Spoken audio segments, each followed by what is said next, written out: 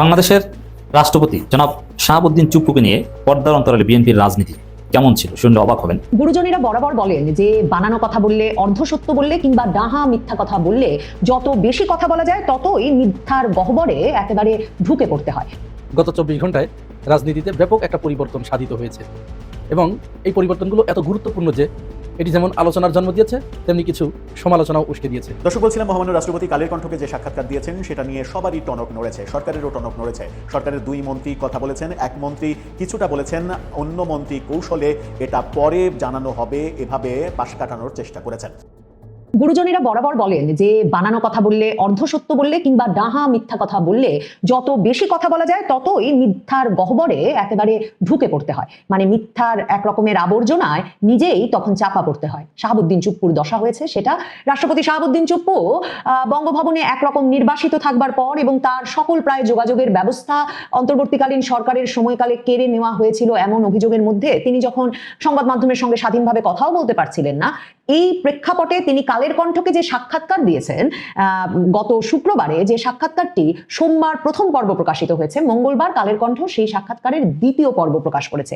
দ্বিতীয় পর্বে এসে শাহাবুদ্দিন চুপ্পু যেসব ব্যাখ্যা দিচ্ছেন তার নানা রকম দায়িত্বহীনতার কিংবা অসাংবিধানিক পদক্ষেপের, তাতে তিনি আরো বেশি করে মিথ্যার আবর্জনায় নিজেই নিজেকে চাপা দিয়েছেন। ডাহা মিথ্যা কথা বলেছেন অনেকগুলো শাহাবুদ্দিন চুপ্পু। যদি তিনি কথা না বলতেন তাহলে যেমনটা ধারণা করা হচ্ছিল যে ডক্টর মোহাম্মদ ইউনূসের চাপে কিংবা তার আগে অন্তর্বর্তীকালীন সরকারটি গঠনের সময় ছাত্র নেতাদের চাপে কিংবা হয়তো সেনাপ্রধান ওয়াকারুজ্জামানের চাপে শাহাবুদ্দিন চুপ্পুকে এমন সব অসাংবিধানিক পদক্ষেপ নিতে হয়েছে যেটা হয়তো তিনি প্রাণ ভয়ে নিয়েছেন, বেকায়দায় পড়ে নিয়েছেন, কিন্তু তার নিজের তাতে কোনো মতামত ছিল না। অথচ কালের কণ্ঠের এই দ্বিতীয় পর্বের সাক্ষাৎকারে শাহাবুদ্দিন চুপ্পু ব্যাখ্যা করে বলেন যে কেন 5ই আগস্ট শেখ হাসিনা সরকারের পতনের পর তিনি আর 3 বাহিনী প্রধান মিলে বসে ঠিক করলেন যে কিছুতেই জরুরি অবস্থা জারি করা যাবে না। যেই জরুরি অবস্থা সে সময়ে আইন শৃঙ্খলা পরিস্থিতির যে ভয়াবহ অবস্থা ছিল, শুধু গণভবন তো ভাঙচুর লুটপাট হচ্ছিল না, সংসদ ভবন ভাঙচুর লুটপাট হচ্ছিল, প্রধান বিচারপতির বাসভবন ভাঙচুর লুটপাট হচ্ছিল, জাজেস কোয়ার্টার থেকে শুরু করে সারা দেশে সরকারি রাষ্ট্রীয় সম্পত্তি ভাঙচুর লুটপাট হতে পেরেছে। এরপর কয়েকদিন ধরে আওয়ামী লীগ এবং আওয়ামী লীগের দোসর পরিচয়ে সারা বাংলাদেশে মানুষের ব্যক্তিগত সম্পদ ভাঙচুর লুটপাট অগ্নিসংযোগের ঘটনা ঘটেছে। বঙ্গবন্ধু এবং মুক্তিযুদ্ধ সংক্রান্ত সকল স্মারক অপমান করা হয়েছে, সেগুলোর লাঞ্ছনা করা হয়েছে, ভাঙচুর করা হয়েছে। আর রাষ্ট্রপতি শাহাবুদ্দিন চুপ্পু এসে ব্যাখ্যা দিচ্ছেন যে তারা কত বড় দেশপ্রেমিকের কাজ করেছেন, যে 3 বাহিনী প্রধানের সঙ্গে তখন তিনি বসে সিদ্ধান্ত নিয়েছেন সংবিধানে যে একটা মাত্র তখন সাংবিধানিক পদক্ষেপ নেওয়ার তার সুযোগ ছিল, জরুরি অবস্থা জারি, এবং জরুরি অবস্থা জারির মাধ্যমে সারা দেশে আইন শৃঙ্খলা পরিস্থিতি নিয়ন্ত্রণে আনা, সামরিক বাহিনীর নিয়ন্ত্রণ প্রতিষ্ঠা করা, সেটা না করার যে সিদ্ধান্ত নিয়েছেন তিনি বলছেন সেটা এক অবিস্মরণীয় পদক্ষেপ তার এবং সেনাপ্রধানের দিক থেকে। আজকের সাক্ষাৎকারে, দ্বিতীয় পর্বের সাক্ষাৎকারে শাহাবুদ্দিন চুপ্পু মানে যেসব কথা বানিয়ে বানিয়ে বলেছেন তাতে তার বিরুদ্ধে রাষ্ট্রদ্রোহের মামলা হওয়ার পথ একদম পরিষ্কার হয়ে গেছে। যেহেতু তিনি কোনো ভয়ের মুখে বা চাপের মুখে ওই সিদ্ধান্তগুলো নেন নাই, তিনি এই সাক্ষাৎকারে বারবার বলেছেন তিনি ওই বৈঠকগুলোতে সভাপতির আসনে ছিলেন। কাজেই রাষ্ট্রপতি চুপ্পুকে নিশ্চিতভাবে উত্তর দিতে হবে কোন সাংবিধানিক ক্ষমতা বলে তিনি তখন জরুরি অবস্থা জারি করে সংসদ রক্ষা করলেন না, ভবন রাষ্ট্রীয় সম্পদ রক্ষা করলেন না। শুধু তাই নয়, সংবিধানের কোন বিধি অনুযায়ী রাষ্ট্রপতি সংসদ ভেঙে দিলেন। একটি নির্বাচিত সংসদ হতে পারে, সংসদ নির্বাচনটি নিয়ে আপত্তি আছে, প্রশ্ন আছে, এবং হয়তো সেই নির্বাচনের বিরুদ্ধেই এই আন্দোলন, সব মেনে নেওয়া গেল, কিন্তু সংবিধান রক্ষাই যদি শাহাবুদ্দিন চুপ্পুর মূল উদ্দেশ্য হয় তাহলে তো তিনি সংসদ ভেঙে দিতে পারেন না। দেখেন, সংবিধানের 48-এর 3 অনুচ্ছেদ অনুযায়ী প্রধানমন্ত্রী এবং প্রধান বিচারপতি নিয়োগের ক্ষেত্র ব্যতীত আর সকল কাজ রাষ্ট্রপতিকে প্রধানমন্ত্রীর পরামর্শক্রমে করতে হবে।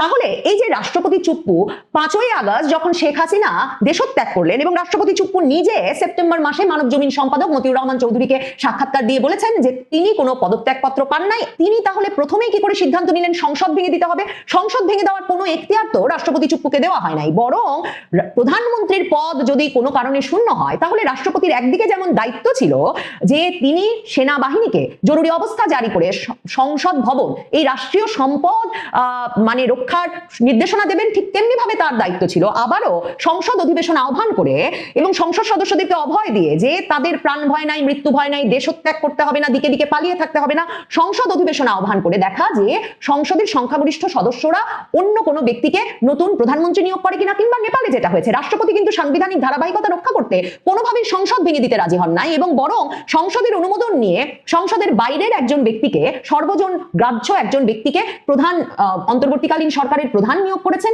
এবং তারপর সংসদ ভেঙে দিয়ে নির্বাচন আহ্বান করেছেন। তাহলে রাষ্ট্রপতি চুপ্পু কোন সংবিধান রক্ষা করছিলেন যখন তিনি প্রথমে সংসদ ভেঙে দিলেন? তারপর রাষ্ট্রপতি চুপ্পু বলছেন যে রাজনৈতিক নেতৃবৃন্দকে এরপর সেনা নেতৃত্ব জড়ো করেন এবং বঙ্গভবনে নিয়ে আসেন। এটাও ডাহা মিথ্যা কথা। আমি আপনাদের সঙ্গে জিএম কাদেরের সাক্ষাৎকার প্রচার করেছি। জিএম কাদেরের সাক্ষাৎকারে স্পষ্ট উল্লেখ আছে যে 5ই আগস্ট সকালবেলা থেকে সেনা ভবনে সেনা প্রধানের দপ্তরে তারা রাজনৈতিক নেতৃবৃন্দ বসেছিলেন যে এই সংকটকালীন পরিস্থিতিতে কি করা যেতে পারে, এবং তিনি নিজেই বলেছেন যে তিনি তখন জামায়াতে ইসলামীর নেতৃবৃন্দকেও সেখানে দেখেছেন এবং রাজনৈতিক নেতৃবৃন্দের সঙ্গে যখন সেনা প্রধানের আলোচনা হচ্ছে তখন টিভি স্ক্রলে হঠাৎ ভেসে ওঠে যে প্রধানমন্ত্রী শেখ হাসিনা দেশত্যাগ করেছেন। কাজেই সেনা প্রধানের সঙ্গে কিন্তু সকাল থেকেই রাজনৈতিক নেতৃবৃন্দের আলাপ চলছিল। কাজে এই যে ডাহা মিথ্যাটা বললেন শাহাবুদ্দিন চুপ্পু যে তার সঙ্গে বিকাল 3টার পর ফোন করে বঙ্গভবনে এসে আলাপ করে এরপর রাজনৈতিক নেতৃবৃন্দকে জড়ো করে তিনি বঙ্গভবনে নিয়ে আসেন, এটাও একটা ডাহা মিথ্যা কথা। এবং তারপর রাষ্ট্রপতি শাহাবুদ্দিন চুপ্পু বলছেন যে যেহেতু তারা তখন আলাপ করলেন যে তত্ত্বাবধায়ক সরকার কথাটা বললে সেটা 11-র মতো শোনায়, কাজে সে সরকার হবে না। মানে সারা দেশে আগুন জ্বলছে, ব্যাপক অনিশ্চয়তা, সংবিধান কিভাবে রক্ষিত হবে, কিভাবে জনগণের জানমালের নিরাপত্তা নিশ্চিত করা যাবে, এগুলো কিচ্ছু নিয়ে তখন শাহাবুদ্দিন চুপ্পুর চিন্তা নাই। তিনি বলছেন তিনিই সভাপতিত্ব করছেন এবং একটা কি নামের সরকার গঠিত হবে এই নিয়ে রাজনৈতিক দলের নেতৃবৃন্দের সঙ্গে আলাপ চলছে। তিনি বলেন যে তারা কথা বলেন তত্ত্বাবধায়ক হলে 11-র মতো হয়, জাতীয় সরকার গঠিত হয়ে গেলে মানে সকল রাজনৈতিক দলের অংশগ্রহণে জাতীয় সরকার গঠিত হয়ে গেলে সেটা একটা লম্বা মেয়াদে ক্ষমতায় থাকার চেষ্টা করতে পারে, তাই তারা অন্তর্বর্তীকালীন সরকার গঠনের সিদ্ধান্ত নেন এবং রাজনৈতিক দলগুলো বেরিয়ে যায় যে তারা এ বিষয়ে আলোচনা করে সিদ্ধান্ত নিয়ে রাষ্ট্রপতিকে জানাবে। তিনি বলছেন যেহেতু সংবিধানের কাঠামোতে কোনো পরিমার্জন করাটা শাস্তিমূলক অপরাধ এবং এই অপরাধের শাস্তি মৃত্যুদণ্ড, ওটা হবে বিদ্রোহ বা রাষ্ট্রদ্রোহের শামিল, এটা তো আমি জানি। তাই সরকার যে গঠন করতে যাচ্ছি সেটা তো সংবিধানে নেই। দেশের এই সংকটময় অবস্থায় আমি নিজে 8 তারিখে 2024 সালের 8ই আগস্ট তৎকালীন প্রধান বিচারপতির সঙ্গে কথা বলি, তার সঙ্গে পরামর্শ করি যে এই অবস্থায় কি করা যায়। সংবিধানের আর্টিকেল 106-এর বিধান মতে আপিল বিভাগের কাছে তাদের মতামত চাইলাম। তখন মানে মব জাজেস কোয়ার্টার ভাঙছে, সুপ্রিম কোর্টের সামনে বিপুল পরিমাণ ছাত্র জনতা জড়ো হয়ে থাকছে যাতে কিছুতেই আবারও তখনকার বিচারপতিরা কোনো বেঞ্চ বসাতে না পারেন। এবং 7ই আগস্ট সুপ্রিম কোর্টের রেজিস্ট্রার স্বাক্ষরিত বিবৃতির মাধ্যমে প্রধান বিচারপতি সুপ্রিম কোর্টের 2 বিভাগের সকল বেঞ্চের কার্যক্রম বন্ধ ঘোষণা করেন। তাহলে 8ই আগস্ট এই যে রাষ্ট্রপতি শাহাবুদ্দিন চুপ্পু বলছেন যে তাকে পরামর্শ দিতে আপিল বিভাগের পূর্ণ বেঞ্চ বসে, এটা তো ডাহা মিথ্যা কথা। এমনকি জামাত নেতা আইনজীবী শিশির মনির তিনি সংস্কার কমিশনের সভায় আলী রিয়াজের দরবারে বসেও বলেছেন যে যে কোনো সময় এটা নিয়ে যে কোনো পক্ষ আদালতে মামলা করতে পারে, কারণ ওই দিন ওই সময় কোনো বেঞ্চ বসে নাই আপিল বিভাগে। আমরা কিন্তু সামরিক বাহিনীর জনসংযোগ পরিদপ্তর আইএসপিআর এর দেওয়া বিজ্ঞপ্তির মাধ্যমে 2024-এর আগস্টের শেষ দিকেই জানি যে প্রধান বিচারপতি ওবায়দুল হাসান সহ অন্তত আরেকজন আপিল বিভাগের বিচারপতি সে সময় সেনা সদর দপ্তরে সেনা হেফাজতে প্রাণ ভয়ে লুকিয়েছিলেন সপরিবারে। কাজেই প্রধান বিচারপতি ওবায়দুল হাসান, যার অপসারণে 5ই আগস্ট থেকে লাগাতার মব চলছে, ভাঙাভাঙি চলছে বিচারপতিদের জাজেস কোয়ার্টার থেকে শুরু করে সুপ্রিম কোর্টের বিভিন্ন ভবনে এবং স্থাপনায়, তিনি যে কোনোভাবে প্রাণ সংশয় নিয়ে সেদিন মানে 8ই আগস্ট আপিল বিভাগে আসেন নাই সেটা নিশ্চিত। তাহলে সেনা হেফাজতে থাকা আপিল বিভাগের বিচারপতিরা বা প্রাণ ভয়ে পালিয়ে থাকা বিভিন্ন নিরাপদ জায়গায় আপিল বিভাগের বিচারপতিরা কিভাবে এলেন? রাষ্ট্রপতি শাহাবুদ্দিন চুপ্পু তার জন্য একটা মিথ্যা গল্প হাজির করেছেন। তিনি বলেছেন 2 জন বিচারপতি আপিল বিভাগে বসেছিলেন বেঞ্চে আর অন্যদের সঙ্গে তারা তখন ভার্চুয়ালি যুক্ত হয়ে এই পূর্ণাঙ্গ বেঞ্চের সিদ্ধান্ত নেন। কিন্তু 10ই আগস্ট পদত্যাগের আগে যখন প্রধান বিচারপতি ওবায়দুল হাসান ভার্চুয়ালি একটা ফুল কোর্ট সভা ডেকেছিলেন, তখনও কিন্তু ছাত্র জনতার আন্দোলনের মুখে ওই ফুল কোর্ট বেঞ্চ ভার্চুয়ালিও বসতে পারে নাই এবং প্রধান বিচারপতি ওবায়দুল হাসানকে পদত্যাগ করতে হয়েছিল তাদের দেওয়া ডেডলাইনের মধ্যে। কাজেই রাষ্ট্রপতি যে এই পুরো প্রক্রিয়াটি নিয়ে তার মাথায় তৈরি একটা গল্প বলছেন তাতে কোনো সন্দেহ নেই। প্রশ্ন হচ্ছে কার নির্দেশে বা অন্য কেউ তাকে এই গল্প বানিয়ে দিয়েছে কিনা। তবে রাষ্ট্রপতি শাহাবুদ্দিন চুপ্পু বলেছেন তারেক রহমান সরকার যদি তাকে রেখে দিতে চান তিনি রাষ্ট্রপতির পূর্ণ মেয়াদ দায়িত্ব পালন করতে রাজি। সম্ভবত রাষ্ট্রপতি শাহাবুদ্দিন চুপ্পু কোন এজেন্সির নির্দেশনায় কিংবা নিজের বুদ্ধি খাটিয়ে এই সাক্ষাৎকারগুলো দিচ্ছেন এটা বলতে যে তিনি যে অসাংবিধানিক প্রক্রিয়া শুরু করেছিলেন তার সবচেয়ে বড় লাভ পেয়েছে, বেনিফিশিয়ারি হয়েছে নতুন বিএনপি সরকার। কাজে তাকে পুরস্কৃত করে তাকে পূর্ণ মেয়াদে তাদের রেখে দেওয়া উচিত, কিংবা রাষ্ট্রপতি শাহাবুদ্দিন চুপ্পু হয়তো তার অবদানগুলো স্মরণ করিয়ে তার জায়গাটা পরিষ্কার রাখতে চাইছেন। তবে রাষ্ট্রপতি শাহাবুদ্দিন চুপ্পুকে তারেক রহমান রেখে দেবেন এসব অবদানের জন্য কিনা সেটা দেখবার জন্য যেমন অপেক্ষা করতে হবে, তেমনি রাষ্ট্রপতি শাহাবুদ্দিন চুপ্পুর সঙ্গে যদি নতুন সরকারের সেফ এক্সিট বিষয়ে কোনো সমঝোতা না হয়, তাহলে ক্ষমতা ছাড়বার পর মানে দায়িত্ব ছাড়বার পর তাকে যে রাষ্ট্রদ্রোহ সহ নানা অভিযোগে মামলা মোকদ্দমার মুখোমুখি হতে হবে সেটাও একরকম নিশ্চিত। দর্শক, বলছিলাম মহামান্য রাষ্ট্রপতি কালের কণ্ঠকে যে সাক্ষাৎকার দিয়েছেন সেটা নিয়ে সবারই টনক নড়েছে, সরকারেরও টনক নড়েছে। সরকারের দুই মন্ত্রী কথা বলেছেন, এক মন্ত্রী কিছুটা বলেছেন, অন্য মন্ত্রী কৌশলে এটা পরে জানানো হবে এভাবে পাশ কাটানোর চেষ্টা করেছেন। কি বলছেন নিউজ 24? নিউজ 24 এর শিরোনাম দেখে নিন। সেখানে বলা হচ্ছে রাষ্ট্রপতির সাক্ষাৎকার নিয়ে যা বললেন স্বরাষ্ট্র ও তথ্যমন্ত্রী। রাষ্ট্রপতি শাহাবুদ্দিন আহমেদের সাক্ষাৎকার নিয়ে স্বরাষ্ট্রমন্ত্রী সালাউদ্দিন আহমেদ বলেছেন, দেশে প্রত্যেকের সাংবিধানিক অধিকার নিশ্চিত করা হবে, সবারই কথা বলার অধিকার আছে, যে যার মতো করে কথা বলবে, যারা জবাব দেওয়ার তারা দেবে। অর্থাৎ তিনি স্পষ্ট করে বলেছেন যে রাষ্ট্রপতিরও অধিকার রয়েছে তার কথা বলার, তিনি তার কথা বলেছেন, এই কথার পরিপ্রেক্ষিতে যাদের জবাব দেওয়ার তারা দেবে। অর্থাৎ বল তিনি প্রফেসর ইউনূসের কোর্টে পাঠিয়ে দিলেন। এই বল পাঠিয়ে দেওয়ার ব্যাপারটাতেই স্পষ্ট বোঝা যায় যে রাষ্ট্রপতির এই সাক্ষাৎকারে সরকার নাখোশ হয়নি, বরং প্রকারান্তরে খুশিই হয়েছে। সচিবালয়ে স্বরাষ্ট্র মন্ত্রণালয়ে আইনশৃঙ্খলা রক্ষার এক মিটিং শেষে তিনি সাংবাদিকদের এই কথা বলেন। এর আগে রাষ্ট্রপতির সাক্ষাৎকারে বিএনপি ও অন্তর্বর্তী সরকার নিয়ে করা মন্তব্যের বিষয়ে তথ্যমন্ত্রী জহিরুদ্দিন স্বপন বলেন, বিষয়টি বিস্তারিতভাবে পর্যালোচনা করে সরকারের পক্ষ থেকে আনুষ্ঠানিক প্রতিক্রিয়া জানানো হবে। সম্প্রতি চমকানো তথ্য দিলেন রাষ্ট্রপতি শিরোনামে যে সাক্ষাৎকার প্রকাশিত হয়েছে, সেখানে নানা কথা বলেছেন প্রফেসর ইউনূস সম্পর্কে, বিএনপির নেতাদের সহযোগিতা প্রসঙ্গে নানা কথা রাষ্ট্রপতি বলেছেন। সেই কারণেই বিএনপির মন্ত্রীদের কাছে প্রশ্ন যে তাদের বক্তব্য কি, সরকারের বক্তব্য কি। রাষ্ট্রপতির এই মন্তব্যের বিষয়ে সরকারের প্রতিক্রিয়ায় তথ্যমন্ত্রী বলেন, আজ গণমাধ্যমে রাষ্ট্রপতির একটি সাক্ষাৎকার প্রচারিত হয়েছে, যেখানে তিনি অনেক প্রসঙ্গ টেনেছেন, বিএনপি প্রসঙ্গ এবং তাকে সহযোগিতা না করার বিষয়েও তিনি কথা বলেছেন। এই মুহূর্তে সাক্ষাৎকারটি নিয়ে কোনো মন্তব্য করতে চাচ্ছি না, বিষয়টি আমরা যেভাবে দেখা দরকার সেভাবে দেখিনি, দেখার পর প্রতিক্রিয়া জানাতে পারবো। অর্থাৎ তথ্যমন্ত্রী কৌশলে ব্যাপারটা এড়িয়ে গেলেও স্বরাষ্ট্রমন্ত্রী এড়িয়ে যাননি। স্বরাষ্ট্রমন্ত্রী বলেছেন যে প্রত্যেকেরই কথা বলার অধিকার রয়েছে, স্বাধীনতা রয়েছে, যে যার মতো করে কথা বলবেন, আর এই কথার পরিপ্রেক্ষিতে যাদের উত্তর দেওয়ার তারা দেবে, তারা বুঝবে। ব্যাপারটা স্বরাষ্ট্রমন্ত্রী যেহেতু বিএনপি সরকারের অন্যতম নীতি নির্ধারক এবং ধারণা করা হচ্ছে বিএনপির পরবর্তী মহাসচিবও তিনি হতে যাচ্ছেন, তাকেই ভাবা হচ্ছে, এবং বিগত সময়ে অন্তর্বর্তীকালীন সরকারের আমলে সব থেকে অ্যাক্টিভ এবং বিএনপিকে অনেকটা নেতৃত্ব দেওয়ার ব্যাপারেই সালাউদ্দিন আহমেদকে সম্মুখভাবে দেখা গেছে, সম্মুখভাগেই তিনি ছিলেন। সেই সালাউদ্দিন আহমেদ যে মন্তব্য করছেন এবং বলটাকে যেভাবে প্রফেসর ইউনূসের কোর্টে পাঠিয়ে দিলেন, তাতে করে এটা স্পষ্ট যে রাষ্ট্রপতি এই সাক্ষাৎকার দিয়ে প্রকৃত চিত্রটা যেটা তুলে ধরেছেন, তাতে বিএনপি কিংবা বিএনপির সরকার নাখোশ নয়। কিন্তু তারা তাদের খুশি কিংবা প্রতিক্রিয়া সরাসরি ব্যক্ত করতে চায় না, তারা শুধু কৌশলে কথা বলতে চায়। এই বক্তব্যে, সালাউদ্দিন আহমেদের এই বক্তব্যে এটা অন্তত নিশ্চিত হওয়া যায় যে প্রফেসর ইউনূস কিংবা তার সরকারের উপরে বিএনপির সফট কর্নার খুব একটা কাজ করবে না। সেটাই কি হবে? যদি সেটাই হয়, তাহলে আমরা দেখেছি যে প্রফেসর ইউনূসের বিরুদ্ধে রাষ্ট্রদ্রোহ মামলার ঘোষণা দিয়েছেন বাংলাদেশ মুসলিম লীগের সভাপতি। সেই ঘোষণা যদি বাস্তবায়িত হয়, সেখানে কি সরকার আদালতে হস্তক্ষেপ করবে, নাকি আদালতকে তার কাজ করতে দেবে, যার ফলে প্রফেসর ইউনূস ফেসে যাবেন রাষ্ট্রদ্রোহ মামলায়? বাংলাদেশের রাষ্ট্রপতি জনাব শাহাবুদ্দিন চুপ্পুকে নিয়ে পর্দার অন্তরালে বিএনপির রাজনীতি কেমন ছিল শুনলে অবাক হবেন, শুনলে অনেকটা চমকে উঠবেন। এটা থেকে অনেক কিছু বোঝা যায় যে বিএনপি কেমন দল, কতটা নোংরা দল, কতটা ধান্দাবাজ দল, বাটপার দল। এরা চাণক্য নীতি কতটা সুন্দরভাবে বুঝে এবং অ্যাপ্লাই করতে পারে। যদি আওয়ামী লীগ থাকলে মজা বুঝতো, এইসব ধান্দাবাজি চলতো না। কিন্তু তারপরেও ওরাও দেখেন জামাতের মতো সহজ সরল দল বা এনসিপির মতো অনভিজ্ঞ ছেলেদের সাথে কত বড় বাটপারি করেছে। এটা এখন আপনাদেরকে দেখাবো, আপনারা শুনলে অবাক হবেন যে এরা কতটা ধান্দাবাজ ছিল।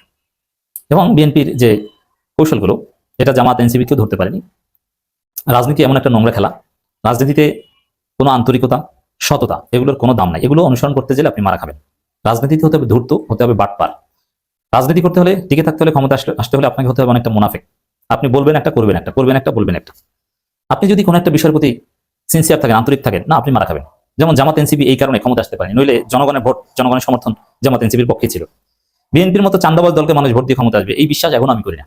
আওয়ামী লীগের ভোট এবং ইঞ্জিনিয়ারিং এর মাধ্যমে ক্ষমতা এসেছে, এবং সুইং ভোটারদের নানানভাবে জামাতের নানা দুর্বলতার কারণে, জামাতের মিডিয়া উইং এর দুর্বলতা, নির্বাচন পরিচালনা কমিটির অযোগ্যতার কারণে শেষ পর্যন্ত বিএনপি এগিয়ে গেছে। নইলে স্বাভাবিকভাবে যদি জামাত বিএনপি, বা এটা যদি সাপোজ ইউরোপ আমেরিকা হতো, যেখানে রাজনীতিতে নির্বাচন এরকম ধান্দাবাজি নাই, সেটা ফরেন পলিসি নিয়ে কিছুটা হয়, কিন্তু ওভারঅল ডোমেস্টিক লেভেলে এতটা বাটপারি চলে না, এতটা প্রতারণা চলে না।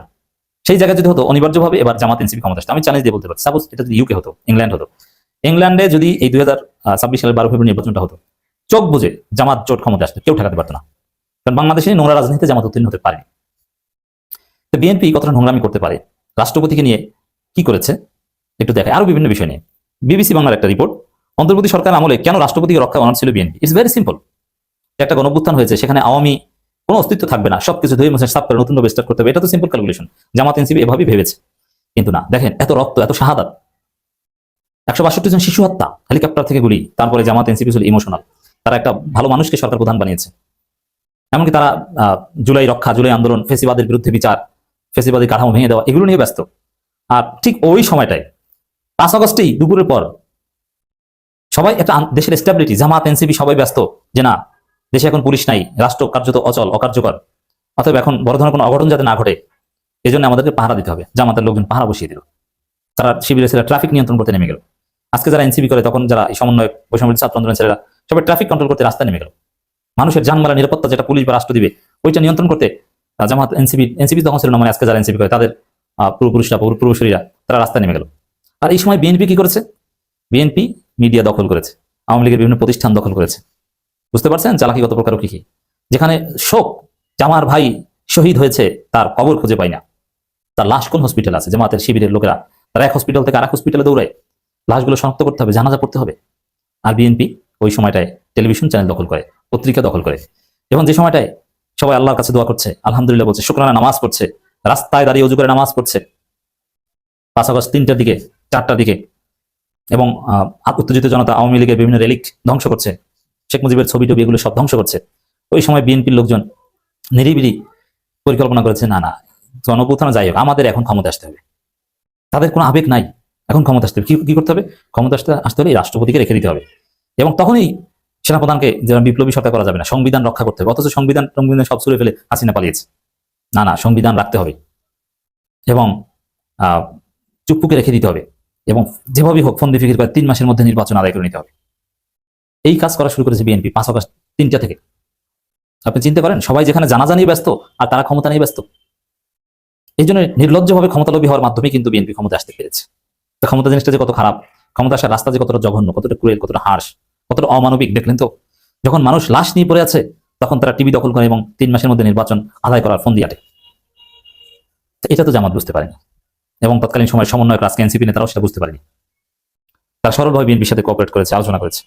তো দর্শক, এই জায়গায় দেখেন বিএনপি রাজনীতিটা কি ছিল। 2টা রাজনীতি বোঝাবো। রাষ্ট্র একদিকে বিএনপির পেজের দিকে যদি তাকান, রাষ্ট্রপতির বিরুদ্ধে ভয়ানক প্রচারণা চালিয়েছে বিএনপি। এই রাষ্ট্রপতি দ্বৈত নাগরিক, এর বিরুদ্ধে ব্যবস্থা নিতে হবে। এই রাষ্ট্রপতি এই দুর্নীতি করেছে, সেই দুর্নীতি করেছে, দুদকে মামলা আছে। বেশ কিছু গুরুত্বপূর্ণ বিষয় বিএনপি তাদের অফিসিয়াল পেজ, যেটা বিএনপি মিডিয়া সেল এবং Bangladesh national party verified Facebook page, এইসব জায়গায় প্রচারণা চালিয়েছে, এখনো আছে। সেটা রাষ্ট্রপতির বিরুদ্ধে বিএনপির প্রচারণা অভিযোগ আছে। একদিকে রাষ্ট্রপতির বিরুদ্ধে প্রচারণা চালিয়েছে মাঠে, যার মাধ্যমে রাষ্ট্রপতিকে ভয় ঢুকিয়ে দিয়েছে। আর একদিকে গোপনে রাষ্ট্রপতিকে বলেছে, আমরা আপনার সাথে আছি, আপনি থাকবেন রাষ্ট্রপতি। আমরা দেখছি Tarique Rahman is very cordial to the president. Tarique Rahman নিজে হয়তো কথা বলেছেন, শেখ হাসিনা কথা বলেছে। বুঝতে পারছেন কত সুন্দরভাবে ঠান্ডা মাথায় কাজ করেছে। উপরে উপরে রাষ্ট্রপতিকে গালি দেয়, ভিতরে ভিতরে যে আমরা আপনার সাথে আছি। ওয়াইজা ক্বালা ইলা শায়াতিনহিম ক্বালু আমান, মানে ওই যে সূরা বাকারার একটা আয়াত আছে, যখন তারা শয়তানদের সাথে মিলে তখন বলে, আমরা তো আমাদের সাথে, তোমাদের সাথেই আছি। আর যখন ইমানদারদের সাথে, ওয়াইজা লাকুল লাযিনা আমানু ক্বালু আমান্না ওয়াইজা ক্বালা ইলা শায়াতিনহিম ক্বালু ইন্না মাআকুম ইন্নামা নাহনু মুস্তাহজিউন। ইমানদারদের সাথে মিললে বলে যে আমরা তো ঈমান এনেছি। শয়তানের সাথে মিলে, আরে আমরা তো আপনার সাথেই, শয়তান আপনার সাথেই। ওদের সাথে তো একটু ফান করছে। এই কাজটা করেছে বিএনপি। রাষ্ট্রপতির বিরুদ্ধে উপরে উপরে বিভিন্ন প্রচারণা চালিয়েছে, আর ভিতরে ভিতরে বলেছে, আরে আমরা তো আপনার সাথেই। আর ওই যে দেখেন ফেসবুকে আপনার বিরুদ্ধে দ্বৈত নাগরিকত্ব মুক্ত, ওটা তো একটা ফান, মুস্তাহজিউন। ওটা তো আমরা উপহাস করছি, ওটা নিয়ে চিন্তা করবেন না আপনি। বুঝতে পারছেন? আবার এদিকে আওয়ামী লীগের বিরুদ্ধে যত বৈধ অবৈধ সত্য মিথ্যা যত মামলা আছে সব দিয়েছে বিএনপি।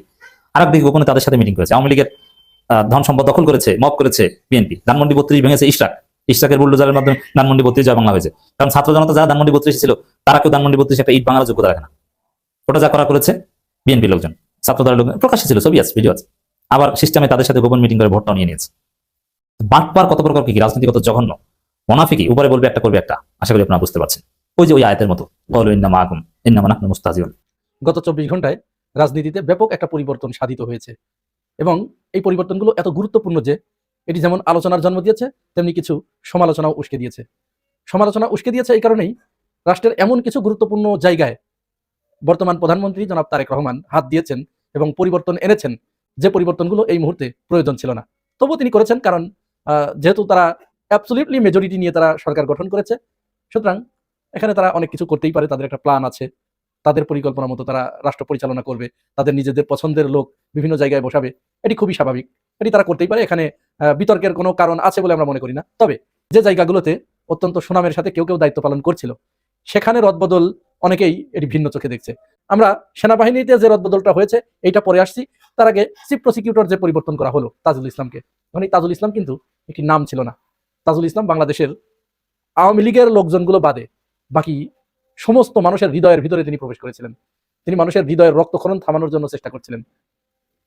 তিনি অত্যন্ত নিষ্ঠার সাথে নিরলস পরিশ্রমের মাধ্যমে সমস্ত অপরাধীদেরকে তিনি আইনের আওতায় আনার একটা প্রচেষ্টা চালিয়ে যাচ্ছিলেন এবং এক্ষেত্রে তিনি অনেকটা সফল হয়েছেন। এমনকি সেনাবাহিনীর ভিতরে যে গুটি কয়েক অপরাধী ছিল, এই অপরাধীদেরকেও তিনি ছাড় দেন নাই।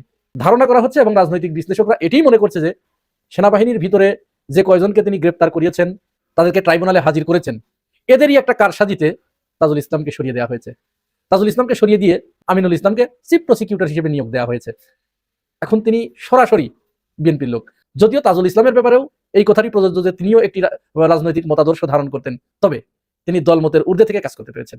আমিনুল ইসলাম নিয়োগ পাওয়ার পরেই তিনি একটি বক্তব্য দিয়েছেন। এই বক্তব্যের এখানে আমাদের একটু খটকা লেগেছে। তিনি বলেছেন, যারা নিরপরাধী, যারা অপরাধ করে নাই, তাদেরকে হয়রানি করা হবে না। এইখানেই কিন্তু খটকাটা লুকিয়ে আছে, এইখানেই আমাদের সন্দেহ জাগে কে অপরাধী আর কে অপরাধী না। এই সংজ্ঞার ভিতরে ফেলেই বিরাট ডিলিংসের মাধ্যমে তাদেরকে পার করিয়ে দেওয়া হবে। সেনাবাহিনীর ভিতরের যে গুটি কয়েক অপরাধীকে গ্রেপ্তার করা হয়েছে, এদেরকে খালাস দেওয়া হবে। এটি আপনারা লিখে রাখেন। অধিকাংশকে এই খালাসটা দেওয়া হবে কিসের মাধ্যমে? একটা ডিলিংসের মাধ্যমে, সমঝোতার মাধ্যমে। যেমন সমঝোতার মাধ্যমে নিলে সেটা চাঁদা হয় না, এই সমঝোতার মাধ্যমে তাদেরকে খালাস দেওয়া হবে। আরো কাউকে অর্থাৎ অ্যামাউন্টটা যে বাড়িয়ে দিতে পারবে তাকে তখন অপরাধী হিসেবে সাব্যস্ত করা হবে না, বলা হবে তাকে মিশামিশি হয়রানি করা হচ্ছিল, তিনি এটার সাথে জড়িত ছিলেন না।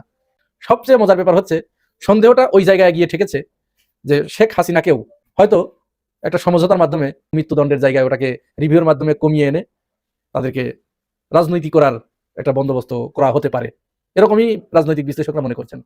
এর ভিতরেই রাষ্ট্রপতি শাহাবুদ্দিন চুপ্পু তিনি কালের কণ্ঠের সাথে একটি সাক্ষাৎকার দিয়েছেন।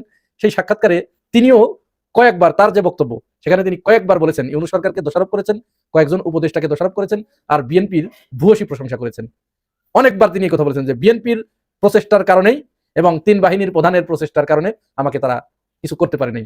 এই যে বিএনপির প্রচেষ্টার কারণে, এটার মাধ্যমে কি রাষ্ট্রপতি বিএনপিকে নতুন করে কোনো বিতর্কের দিকে ঠেলে দিচ্ছেন? এটা কিন্তু ভাববার বিষয়। কারণ তিনি বিএনপিকে এই কারণে বিতর্কের দিকে ঠেলে দিচ্ছেন যে বিএনপি তার পক্ষে ছিল, এখনো আছে। তাহলে কৌশলে তিনি বিএনপিকে ডুবাচ্ছেন না তো? এই প্রশ্ন কিন্তু সামনে এসেছে। আরো কিছু পরিবর্তন যে হয়েছে সেনাবাহিনীর ভিতরে, এখানে ক্ষমতার কিছু কেন্দ্র আছে, যে জায়গাগুলোতে কোন জায়গাটা পাওয়ার চর্চা হয়, কোন জায়গাটা বেশি শক্তিশালী। এর ভিতরে সবচেয়ে পদাতিক ডিভিশনের ভিতরে পদাতিক ডিভিশন 24, যেটাকে চট্টগ্রাম অঞ্চল নিয়ে গঠিত, এইটা কিন্তু খুবই গুরুত্বপূর্ণ। এবং পদাতিক ডিভিশন 55, এটা হচ্ছে যশোর এলাকা নিয়ে। এই যশোর এলাকার এটার সাথে 22টা জেলা সংযুক্ত। এই জায়গাগুলোতে যারা দায়িত্ব পালন করে, যেমন 24 পদাতিক ডিভিশনে যিনি দায়িত্ব পালন করেন, তিনি পরবর্তীতে আসেন প্রধানমন্ত্রীর কার্যালয়ে প্রিন্সিপাল স্টাফ অফিসার হিসেবে। তারপরে সাধারণত দেখা যায় উনি সেনাপ্রধান হন, অর্থাৎ যিনি প্রধানমন্ত্রীর দপ্তরে দায়িত্ব পালন করেন তিনি সেনাপ্রধান হন। এটা হাসিনার আমলে এসে কিছুটা পরিবর্তন হয়েছে, তবে আমরা যদি দীর্ঘদিনের একটা তালিকা দেখি তাহলে এই নিয়মের খুব বেশি ব্যত্যয় হয় না। বর্তমান পিএসও যিনি ছিলেন কামরুল হাসান, অর্থাৎ ডক্টর ইউনূসের সাথে যিনি ছিলেন, তাকে বদলি করা হয়েছে। তাকে বদলি করে কোথায় দেওয়া হয়েছে? নিয়মটা ছিল কি তিনি সেনাবাহিনীর ওইদিকে যাবেন, কিন্তু তার ক্যারিয়ারটা আপাতত শেষ হচ্ছে বলে মনে করা হচ্ছে, কারণ তাকে পররাষ্ট্র মন্ত্রণালয়ে বদলি করা হয়েছে রাষ্ট্রদূত হিসেবে। রাষ্ট্রদূত মানে এটা অনেকটা ওএসডির মতো। তো তার অপরাধ হচ্ছে, তাকে বলা হচ্ছে যে তিনি জামাত ঘরানার ছিলেন, এরকম একটা অভিযোগ তার বিরুদ্ধে আনা হয়েছে। আজব ব্যাপার আমাদের দেশে। তার জায়গায় চট্টগ্রাম, অর্থাৎ ওই 24 পদাতিক ডিভিশনে যিনি দায়িত্ব পালন করছিলেন মেজর জেনারেল মুশফিকুর রহমান, তাকে পদোন্নতি দিয়ে লেফটেন্যান্ট জেনারেল বানিয়ে এখানে পিএসও করা হয়েছে, অর্থাৎ প্রধানমন্ত্রীর দপ্তরে তাকে সংযুক্ত করা হয়েছে। মজার ব্যাপার হচ্ছে, এই যে যশোর অঞ্চল যেটা 55 পদাতিক ডিভিশন, আগেই বলেছি যে সেটা 22টা জেলা দিয়ে এটা গঠিত। এই 55 পদাতিক ডিভিশনের যাকে জিওসি করা হয়েছে, ব্রিগেডিয়ার জেনারেল হাফিজুর রহমান, তিনি ভারতে কর্মরত ছিলেন দীর্ঘদিন। আর ভারতে তো কারা কর্মরত থাকে বুঝতেই পারছেন, তাদেরকে সেইভাবেই ট্রেন আপ করা হয়। মজার ব্যাপার হচ্ছে, ডিজিএফআই এর প্রধান করা হয়েছে কায়সার রশিদ চৌধুরীকে। কায়সার রশিদ চৌধুরী আগে ছিলেন ব্রিগেডিয়ার জেনারেল, তাকে পদোন্নতি দিয়ে মেজর জেনারেল করা হয়েছে, তাকে ডিজিএফআই এর ডিজি হিসেবে নিয়োগ দেওয়া হয়েছে। এই নিয়োগ পাওয়ার পরে কিছু বিষয় সামনে এসেছে। বলা হচ্ছে এই কায়সার রশিদ চৌধুরীর আপন চাচাতো ভাই সেলিম আহমেদ, তিনি লন্ডন আওয়ামী লীগের সাধারণ সম্পাদক। ওই যে যখন ডক্টর তাহের, তারপরে তাসনিম, যারা এরা লন্ডনে গেল, এদের উপরে যে ডিম ছুঁড়ে মারা হলো না, এর নেতৃত্ব দিয়েছিলেন ওই সেলিম আহমেদ, অর্থাৎ এই কায়সার রশিদ চৌধুরীর আপন চাচাতো ভাই। এই যে নিয়োগগুলো, এই নিয়োগগুলোর ভিতরে কেমন যেন একটু অন্যরকম গন্ধ পাওয়া যাচ্ছে। এই গন্ধগুলো, যে গন্ধটা এই সরকারকে সমালোচনার মুখে ঠেলে দিচ্ছে। তারেক রহমানের সরকারকে কিন্তু প্রমাণ করতে হবে যে তারা ভারতের প্রতি নতজানু নয়। কারণ একটি কাজ বাংলাদেশে আপাতত হয়েছে, শেখ হাসিনাকে বিদায়ের মাধ্যমে বাংলাদেশের আওয়ামী লীগ বাদে সমস্ত মানুষের ভিতরে ভারতের প্রতি যে ভারতের যে দাদাগিরি, এইটাকে না বলার একটা মানসিকতা কিন্তু তৈরি হয়েছে। সুতরাং বিএনপি যদি এই পালসটা ধরে চলার চেষ্টা না করে, তাহলে কিন্তু বিএনপিকে এর চড়া মূল্য চুকাতে হবে।